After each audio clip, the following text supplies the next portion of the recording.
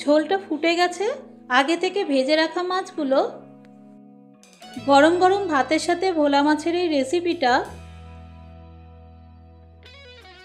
নমস্কার বন্ধুরা, এমরিচ টেস্টে আপনাদের সবাইকে স্বাগত।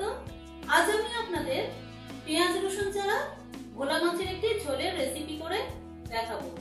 পেঁয়াজ রসুন দিয়ে ভোলা মাছের ঝোল বা ঝাল তো আমরা সবাই খেয়েছি, কিন্তু পেঁয়াজ রসুন ছাড়া ভোলা মাছের এই ঝোলের রেসিপিটা একবার হলেও ট্রাই করে দেখবেন, দুর্দান্ত লাগে। চলুন রেসিপিটা করে আপনাদের দেখিয়ে দিই। বাজার থেকে আজকে একটা বড় ভোলা মাছ কিনে নিয়ে এসেছে। মাছটা যদিও বাজার থেকে কেটে এনেছে, আমাকে বাড়িতে কাটার কোনো ঝামেলা করতে হয়নি। এবার এই মাছটাকে পরিমাণ মতো নুন, হলুদ আর 1 চামচ সর্ষের তেল দিয়ে খুব ভালোভাবে মাখিয়ে নেব।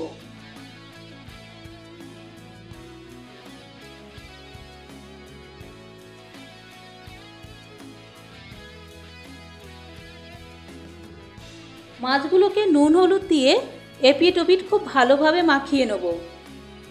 মাখানো হয়ে গেলে আধ ঘন্টার জন্য একটা ঢাকা দিয়ে রেখে দেব, যাতে মাছের মধ্যে নুনটা ঢুকে যায়।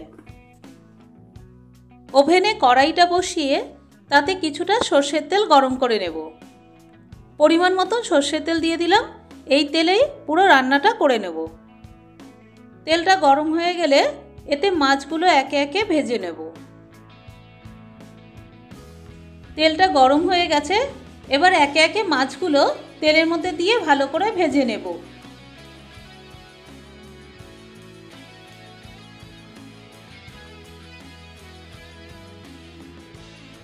মাছগুলোর একটা সাইড লাল করে ভাজা হয়ে গেছে, এবার আর একটা সাইড উল্টে দিয়ে ভালো করে ভেজে নেব। মাছগুলো কিন্তু খুব বেশি কড়া করে ভাজবেন না। মাছগুলো ততক্ষণ ভাজা হতে থাক। মাছের ঝোলের জন্য এখানে কিছু সবজি নিয়েছি। এখানে ওল নিয়েছি, একটু পাতলা পাতলা করে কেটে নিয়েছি যাতে তাড়াতাড়ি সিদ্ধ হয়ে যায়। একটি মাঝারি সাইজের আলুকে লম্বা করে কেটে নিয়েছি। আপনারা এখানে সবজির পরিমাণটা বাড়িয়ে নিতে পারেন। আর এখানে 3টে কাঁচা লঙ্কা নিয়েছি। মাছের ঝোলে দেওয়ার জন্য একটা মাঝারি সাইজের টমেটো নিয়ে নিয়েছি। মাছগুলো এখনো ভালো করে ভাজা হয়ে গেছে। একটি প্লেটের মধ্যে ভাজা মাছগুলোকে তুলে নিচ্ছি।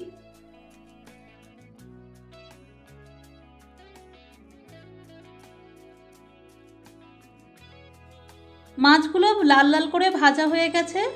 মাছ ভাজার তেলের মধ্যে আগে থেকে যে আলু আর ওলটা কেটে রেখেছিলাম সেটা পরিমাণ মতো নুন আর হলুদ দিয়ে ভালো করে ভেজে নেব।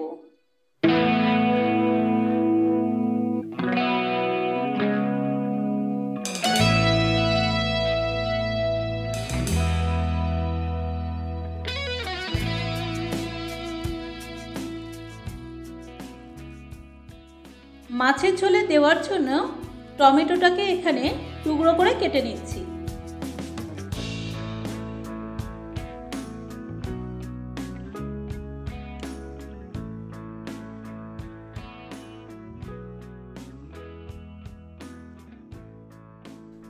সবজিগুলো খুব ভালো করে ভাজা হয়ে গেছে। একটি প্লেটের মধ্যে এগুলোকে তুলে নিচ্ছি।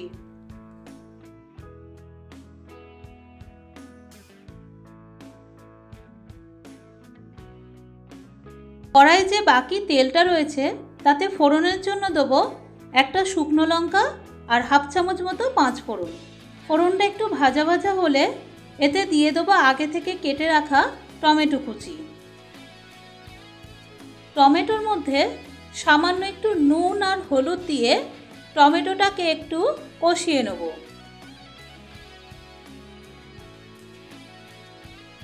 এবার এর মধ্যে 1 চামচ মতন আদা বাটা দিয়ে আবারও একটু ভালো করে কষিয়ে নেব।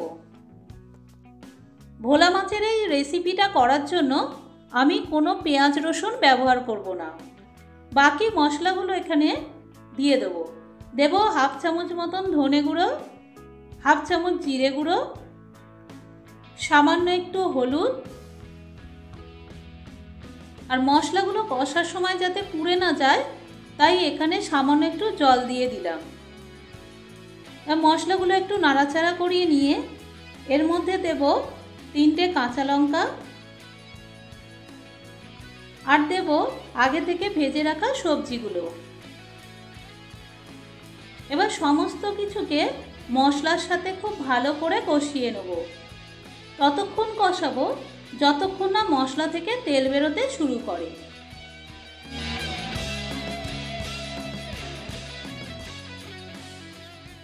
মশলাটা খুব ভালো করে কষানো হয়ে গেছে। দেখুন মশলা থেকে তেল ছাড়তে শুরু করে দিয়েছে। একটু নাড়াচাড়া করে নিয়ে এর মধ্যে 1 গ্লাস মতন জল দিয়ে দেবো। এই সময় গ্যাসের ফ্লেমটাকে মিডিয়াম টু হাই ফ্লেমে রাখতে হবে। আপনারা যেমন ঝোলটা রাখবেন সেই পরিমাণে জলটা দেবেন। ঝোলটা খুব ভালো করে ফুটে গেলে এর মধ্যে আগে থেকে ভেজে রাখা মাছগুলো দিয়ে দেবো।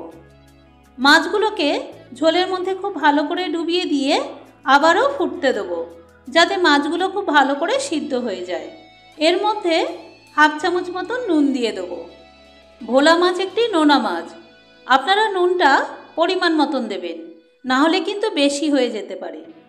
নুনটা দেওয়ার পর সব কিছুকে খুব ভালো করে মিশিয়ে দিয়ে 5 মিনিট মতন ফুটতে দেবো। সবজিগুলো সিদ্ধ হয়ে গেছে, মাছের ঝোলটাও কমপ্লিট হয়ে গেছে। এবার ওভেনটাকে অফ করে দিয়ে গরম গরম ভাতের সাথে এটা সার্ভ করে দেবো। দেখুন মাছের এই রেসিপিটা দেখতে কতটা সুন্দর হয়েছে। গরম গরম ভাতের সাথে এটা খেতে যে এতটাই ভালো লাগে, একবার না খেলে বোঝা যাবে না। আপনারা পেঁয়াজ রসুন দিয়ে যে কোনো নোনা মাছ তো সবসময় খেয়ে থাকেন, কিন্তু পেঁয়াজ রসুন ছাড়া ভোলা মাছের এই রেসিপিটা একবার ট্রাই করে দেখুন। একবার খেলে বারবার খেতে ইচ্ছা করবে।